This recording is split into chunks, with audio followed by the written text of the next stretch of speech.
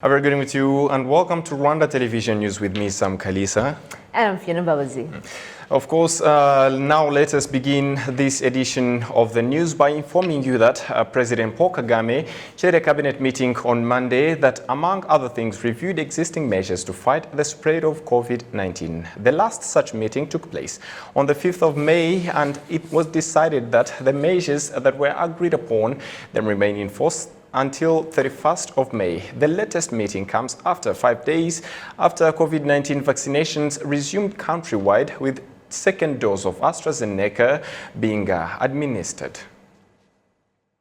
And of course, moving ahead, President Paul Kagame on Monday received the players of the Patriots Basketball Club and thanked them for their performance during the just concluded inaugural Basketball Africa League that was held here in Kigali. Serge Ntore has this report. The team, accompanied by the Minister of Sports, was received by the President at Village Rugwiro and were commended for their performance despite falling short of their objective to take the trophy. The head of state pointed out that their performance had justified the country's decision to host the event. Your participation was very important, not just for Patriots, but for, first of all, those who are your fans in the country, and many others, citizens who just looked at basketball as basketball, even if they were not, for those who are not your fans, I'm sure they love football. There are many more who love football, and I think they were happy that you participated well and effectively. Secondly, you gave the meaning to our country's hosting of BAL. That in itself is something you should be proud of. His Excellency Paul Kagame also assured them of the government's continued support and urged them not to become fixated on the fact that they did not make it past the semi-finals and instead look to the future. When you lose, don't waste that loss, because that loss brings to you lessons to learn. You say, what can I do better? What did I not do so well, and why? Then in answering those questions, you make yourself better. And I think that is winning. The players presented the president with a jersey, and the team's captain commended President Kagame's passion for the game.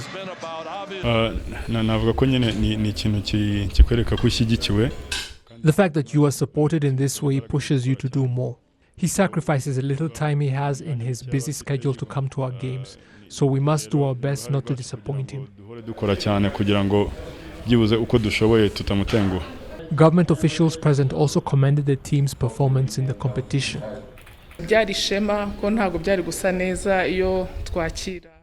It was a source of pride because it would not have been good had we hosted the competition, only for foreign teams to be the only ones to win games and go far. We were therefore happy when Patriots made our country proud, helping us host the event that taught us many valuable lessons. Taking fourth place was certainly commendable.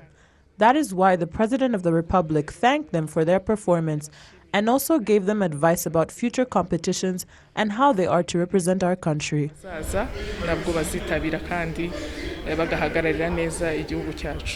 The Basketball Africa League was concluded on Sunday with Egypt's Zamalek taking the trophy. Rwanda will also be hosting AfroBasket 2021 in August that will feature the continent's national teams. Absolutely. I think Sam and I will definitely agree that we are proud of Patriots for where they reached, especially fourth place is quite a good place for a great start, right? Yeah, very much, very much. Now, various workplaces in Gisenyi town have been closed for a week due to the effects of tremors. Rather, they have reopened after a week of closure due to the tremors resulting from Nyiragongo volcanic eruption. Now, currently, movements of people and cross-border trade have increased in the area. We have the details. In and around Gisenyi town, there are movements of people after a week long of shutdown due to the tremors in the region, but have now reduced. Business services, markets, banks and other services are now working as normal. Bonabucha Jandamasen is a trader. We found him at the truck offloading goods. He says they are trading without the fear of tremors and that they are getting customers back gradually. Life is coming back gradually in Rubavu. Sometimes back, you could spend a whole day in a shop without receiving any client, but now they come slowly by slowly. We expect even more in the coming days. Currently, some of the commercial buildings that had been damaged by the tremors are back into use, whereas some of the roads that were closed have been reopened. This comes after inspections indicated that working from these buildings would not have any additional consequences while waiting for a study to be followed while repairing the damaged. Cross-border trade movements of people at the border commonly known as Petite Barrière have also increased. Some of the citizens who wanted to cross to the DRC using their IDs were surprised to find the border closed on the DRC side. We came here in the morning hoping to cross using our IDs, but when we reached the DRC border, they refused to open for us. Twifuzaga ko abayobozi bacu dukunda bakomeza bakatuvuganira. We request our administration to help us to cross to the DRC so that we can at least make a living from there. Turebe ko byakwemera tukajya hakurya tukareba ko twakurayo amarongo. Rubavu District Mayor Gilbert Habyarimana says there are discussions with the North Kivu administration about easing cross-border trade. We are in discussions, and we are optimistic that even other groups of people will soon be allowed to cross. We will let residents know when crossing back and forth is allowed. However, those who were allowed to cross the border using their passports and border passes continue to cross and do their businesses as usual after testing negative for COVID-19. Still in Rubavu, on Monday, 1,264 students resumed classes in Rubavu district after a total of 7 schools were heavily affected by the earthquakes. The students were transferred to other schools to continue their studies for the last month of their third term. School principals are urging parents to send their children to school so that they do not miss out. Jedumali reports. In Rubavu, in the morning, classes continue as usual. This is after the suspension of schools last week in the Gisenyi and Rubavu sector due to the earthquakes following the volcanic eruption of Nyiragongo. This was a concern for parents, but now it is not. When the earthquakes began, we had the fear that buildings would collapse of parts and it would fall on our children. We felt that they shouldn't leave home because this was a serious matter. It felt like my kids couldn't leave me because I could keep them safe at any cost. But now, everything is getting better. Work has started again and people feel a bit safer. Schools are also up and running, and one can see that the city is coming back to life. The reopening of schools surprised students as well, especially students that were relocated and resettled after the earthquakes.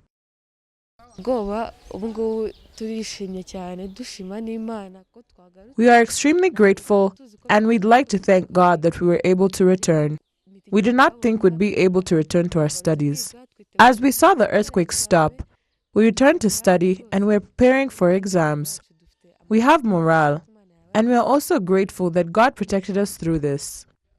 While classes have resumed, there is still a small number of students in comparison to regular attendance. School administrators, including those affected by the earthquake, have called on parents to bring their children to school as classes are now in full swing. Today, the students' attendance was around 95%, and this is mainly because most of the students do not live around the school. They relocated with their parents. We have taken the initiative to alert the parents about the reopening of the schools. They have said that they will be returning. tukaba dufite icyizere ko ejo cyangwa ejo bundi ubwitabire azaba ari 100%. Director General of the Rwanda Basic Education Board, Dr. Nelson Barushimana, who also heads a group in Rubavu district to help bring education back to the line, said all the children who had been suspended from schools have now resumed their studies.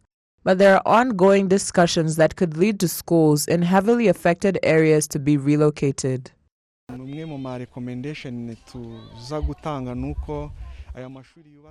With some of the recommendations that we had handed in, we have proposed that schools located in high-risk zones in these sectors are relocated to avoid the damage and disruption of studies by unpredictable earthquakes. School administrators and teachers are being kept informed about such developments. Kiruka ibyo byose rero abana n'ubwo bose ubona batangiye kwiga ariko baranaganirizwa. Of the 7 schools affected by the earthquake, TTC Gachuba and ESSA Gisenyi Secondary School were the most affected. The St. Joseph Muhato School building was also terribly damaged, and more than 2,000 students have been transferred to 5 other institutions. Umngari Jade, RTV News. Thank you, Jade, for that story. Now, the Inspector General of Police of Malawi, Dr. George Kainja, during his visit to Rwanda, has reaffirmed the cooperation agreement his country's police force signed with Rwanda National Police in 2019. Gabi Mavunyi with the details.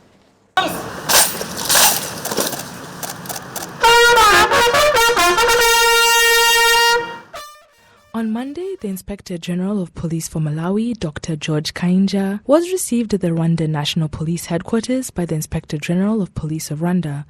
Good morning, thank you. Welcome again. Dr. Kainja noted that Rwanda National Police has made major strides and exchanging experiences will help build a professional police force. Back home we had an air wing, but it is currently defunct. But the fact that here we have an air wing, I think we'll draw lesson from there. Then we noticed that we have a fully-fledged counter-terrorism unit. We have an infant counter-terrorism unit in Malawi. But our thinking is that what we are going to see from a fully-fledged unit here in Rwanda, I think we should be able to draw more lessons and best practice that will help us build our own counter-terrorism. And then there are quite a number of other issues in terms of police getting resources on their own as a resource mobilization. We have a similar drive back home. We hope after interacting with officers that are directly involved in these issues of resource mobilization, we should also be able to draw some more lessons and quite a number of other things in terms of border security. How best can we solidify our border security, because as we all know, Rwanda and us, we have a similar problem in terms of our borders being porous. But looking at the way how border is managed here, we should expect that we will also be able to get more lessons in as far as building and strengthening our borders is concerned. So we take this as a wonderful opportunity for the two countries, for the two policing organizations to meet and share notes in terms of how best we can make our people safe and secure in the two countries. The Malawi Inspector General says it is important to cooperate on information and intelligence sharing on criminals that travel across countries. He adds that this is one of the issues that will be addressed during his visit in Rwanda. We are currently hosting Rwandans, some of them as Rwandans in diaspora, others as refugee asylum seekers, and others as refugees. We currently have a population close to 6,600 Rwandese, but all we are saying is not all these Rwandese are of good faith. Some of them maybe would have some issues that we need to share intelligence, and as you rightly say, we are aware that there are Malawians currently in Rwanda, and not all these Malawians, some of them may be of bad faith, and the need for us to make sure that these people are monitored and then intelligence is shared. I think it's one of the reasons that we have come here, so that we are always touching base and then sharing information, so that these people are closely monitored, and should there be any criminal element, we are sharing information. The members of the delegation, led by the Malawi Police Inspector General, were interested in understanding how the Rwanda National Police is cooperating with other agencies in the fight against terrorism. Rwanda's Inspector General of Police highlighted how Rwanda National Police is implementing security measures. According to the Rwanda National Police spokesperson CP John Bosco Kabera, the Rwanda-Malawi cooperation is a valuable asset.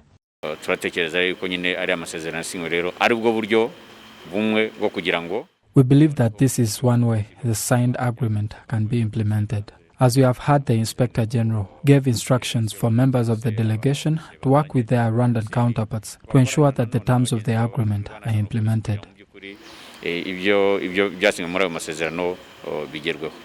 Malawi's Inspector General George Kainja's visit has come after the Rwanda Inspector General of the Police visited Malawi on March 3, 2019 and signed the Memorandum of Understanding between the two countries. Gabi Muvunyi for RTV.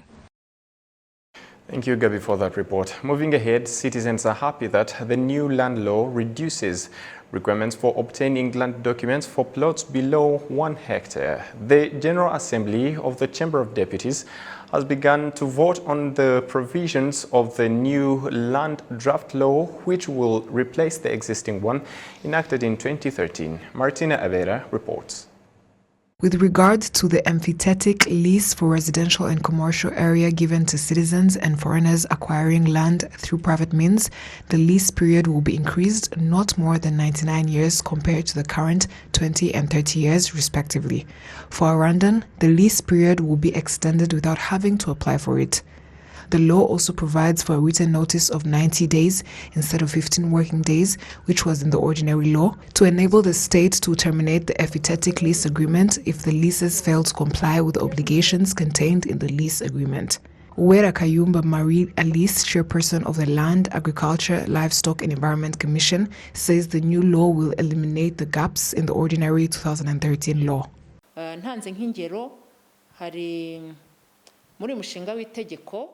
For example, subdivision of agricultural, livestock and forest land was prohibited in the 2013 land law if the result of such subdivision led to parcels of land below 1 hectare in size. In the new draft land law, this subdivision is allowed. This is expected to help citizens, especially farmers, reduce in informal land transactions and reduce land disputes originating from shared ownership of land, this resulting to land disputes. It is a matter of public interest that they believe will help greatly in the productivity of their land and reduce land-based conflicts. We used to get problems when trying to acquire land documents for land donations. Land transfer has been difficult, and hence you cannot determine what to use the land for. You cannot be able to acquire a bank loan without the land ownership documents. But when you have it, it is a proof that the land is yours. In the new bill, all state land will be registered to the government of Rwanda through the Ministry of Environment, which is in charge of land. All other centralized public institutions and decentralized entities will be users of the state land accordingly. Members of Parliament also pointed out that the article on the sale of land to foreigners should be carefully considered. There should be clear regulations for foreigners to buy land in order to prevent investors from buying citizens' land, because the government would likely face an issue of accommodating those citizens. So there should be restrictions when a Rwandan is to sell land to a foreigner. The Minister of Environment, Dr. Jean d'Arc Mujao Maria, who represented the government, said the new law will prevent foreigners from manipulating citizens to buy their land. If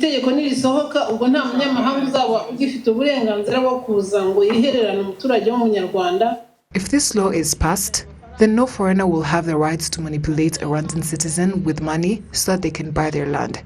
So the presidential order may determine other ways for a foreigner to obtain land.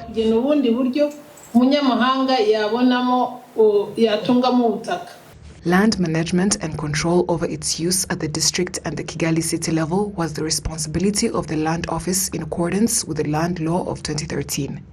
Currently, the executive committees of the city of Kigali and districts will be responsible for land management and monitoring its use at the district or city of Kigali level. It is expected that the voting process for 89 articles of the new land law will continue from Tuesday 1st June 2021. Martina Abera, RTV News. Now, the Military High Court has resumed the trial of Second Lieutenant Henry Jean-Claude Seyoboka's appeal on charges related to the genocide that was perpetrated against the Tutsi. And as Serge Nora reports, the court proceedings largely centered on the testimonies of witnesses both for and against the defendant. Second Lieutenant Henry Jean-Claude Seyoboka was sentenced to life in prison for the crimes of genocide and complicity of genocide by the Military High Court, after which he appealed the sentence, claiming that it was a case of mistaken identity because he committed no such crimes, saying he was not even at the locations the alleged crimes were committed. Prosecutors, however, pointed out that he was convicted for well-known crimes he committed in Kigali at the Saint Famille Cathedral and surrounding areas, seen by many as he committed them. The first witness to step forward was Jonathan Recheraho, who back in 1994 worked as a watchman for an employee of the World Health Organization, whose house was located near a roadblock he said was frequently manned by the defendant, who carried an AK-47 assault rifle. The roadblock was a site where many Tutsi would be killed and their bodies dumped into a deep pit. The witness said that when Tutsi were found hiding close to the said roadblock, it was Second Lieutenant Seyoboka who ordered their execution and killed one to set an example. Next to take the stand was Hussein Rongorongo, himself a genocide perpetrator who served his time in prison for the crimes he committed and was later released. He told the court that he had killed Tutsi people alongside the second lieutenant, carrying out orders issued by Colonel Tarsis Renzaho, who was the mayor of Kigali City at the time, and the then Major Laurent Munyakazi, as well as Angelina Mukandutie, who was an important member of the Interahamwe in what used to be the commune of Nyarugenge. Rongorongo described in detail how he and Seyoboka, along with other Interahamwe militia, dragged more than 80 Tutsi from what used to be the Center of Learning for African Languages, or CELA, and killed them on the 20th, 21st and 22nd of April in 1994. He also said that on the 17th of May, he and others carried out raids on the St. Paul and St. Famille churches to kill Tutsi, and Seyoboka was there issuing directives. Another witness to speak was Ali Ahmed Saddam Gassasira, a genocide survivor. He confirmed that Second Lieutenant Seyoboka was among the group that attacked Saint Famille and surrounding areas, including what used to be his home, which they set alight. The fourth to give his testimony was Jean Bizimana, former burgomaster of Nyarugenge commune. He was sentenced to 30 years in prison for the crimes he committed during the genocide against the Tutsi, and he told judges that during the genocide, the second lieutenant was training in Interahamwe militia in Rugenge sector, and he also listed the different raids the defendant participated in and the people he killed. Information he says he got when local leaders in Nyarugenge commune dutifully submitted their reports. The only witness to speak in defense of the second lieutenant was none other than Angelina Mukandutie, herself serving a life sentence for the crimes she committed in 1994 during the genocide against the Tutsi, as a school inspector in Nyarugenge commune and a member of the executive committee of the notorious Emerende party. The defendant had asked that she testify as a person who knew him well. She told judges that she used to see him walking around with other soldiers and also met Interahamwe youth militia at her home, but that she had never seen him actually kill anyone. Prosecutors asked for his appeal to be thrown out, while Henri Jean-Claude Seyoboka called for his acquittal, saying he did none of the things he was convicted for. The defendant was extradited back to Rwanda from Canada in 2016, where he had fled in 1996 and had been granted asylum, but his refugee status was revoked after it was discovered that he had lied about his past, withholding the fact that he had been a military officer in what used to be the Force Armée Rwandaise. The court is to announce its decision on the 28th of June.